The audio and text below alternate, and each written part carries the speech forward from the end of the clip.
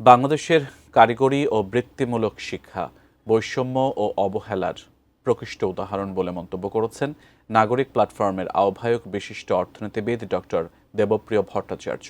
এ বিষয়ে সরকার নিজেদের তৈরি নীতি বাস্তবায়নে কোনো পদক্ষেপ নিচ্ছে না বলেও আক্ষেপ করেন তিনি। ধানমন্ডিতে centre for policy dialogue CPD কার্যালয়ে এসডিজি বাস্তবায়নে নাগরিক প্ল্যাটফর্ম আয়োজিত সংবাদ সম্মেলনে আজ তিনি কথা বলেন। দেশে বিনিয়োগ বাড়াতে আগ্রহী সরকার, এজন্য নতুন নতুন অর্থনৈতিক অঞ্চলে মনোযোগ তাদের। তবে বিনিয়োগ এলেও সংকট দক্ষ জনশক্তির। তাই তো কারিগরি ও বৃত্তিমূলক শিক্ষায় সরকারের বাড়তি মনোযোগের তাগিদ দায়িত্বশীলদের।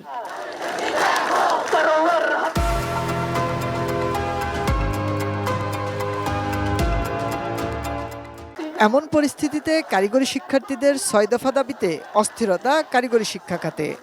চলছে কমপ্লিট শাটডাউনের মতো কর্মসূচিও। কারিগরি এবং বৃত্তিমূলক শিক্ষার প্রতি গুরুত্ব আরোপ করতে হবে। কারিগরি শিক্ষার্থীদের এই আন্দোলনের প্রতি সহমর্মিতা জানিয়ে নাগরিক প্ল্যাটফর্মের আহ্বায়ক ডক্টর দেবপ্রিয় ভট্টাচার্য বলেন, শিক্ষা কমিশন করতে না পারা জাতীয় ব্যর্থতা। কারিগরি শিক্ষা এখন দেশে বৈষম্য বৃদ্ধির মূল হাতিয়ার হিসেবে ব্যবহৃত হচ্ছে বলেও মনে করেন তিনি। কারিগরি এবং বৃত্তিমূলক শিক্ষার ক্ষেত্রে যে বৈষম্য হচ্ছে সেটাকে নিরসন করতে হবে। ওদের যে দাবি দেওয়া আছে সেগুলোর ভিতরেও যে উপসর্গের কথা বলা আছে সেগুলোকে অতিক্রম করে আমরা কেন এই সমস্যার মূলে যেতে পারবো না। সিপিডির সম্মাননীয় ফেলো ডক্টর মুস্তাফিজুর রহমান মনে করেন, ট্রাম্পের শুল্ক নীতি বাংলাদেশে চীনের বড় অঙ্কের বিনিয়োগ আসার সম্ভাবনা তৈরি করেছে।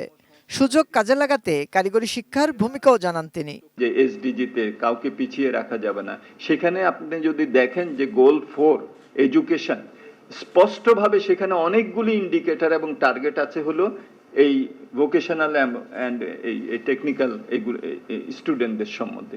সরকারের সংস্কার কার্যক্রমের অগ্রগতি না থাকায় হতাশা প্রকাশ করেন ডক্টর দেবপ্রিয়। তাগিদ দেন কারিগরি শিক্ষার সংকট নিরসনের। যুব অভ্যুত্থানের ফলে যে সরকার আসলো তারা সবচেয়ে বেশি এটার প্রতি মনোযোগী হবেন এবং সংবেদনশীল হবেন, অথচ বিভিন্ন উপদেষ্টাদের কথা ইত্যাদির ভিত্তিতে ওনারা যেইভাবে আশ্বস্ত করেছেন সেইভাবে কার্যত ওনারা পদক্ষেপ দেখাননি।